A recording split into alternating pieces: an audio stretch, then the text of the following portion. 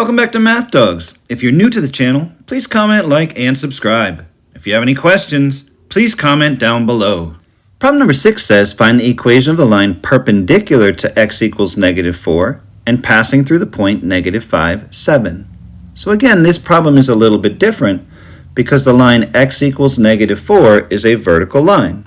If we take a look at that on a graph, we can go to -4 and draw our line. So this is a vertical line. X equals -4.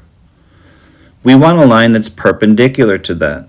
So we're going to want a line that says y equals something, since all vertical lines and horizontal lines are perpendicular to each other. If we look at the point that's given, we're going to know what y line we want, because it's simply the y coordinate. So if we want a line perpendicular to x equals -4 passing through this point, we would need to say y equals, in this case it's passing through 7, and so the line would be y equals 7, and we can see that on the graph as a horizontal line.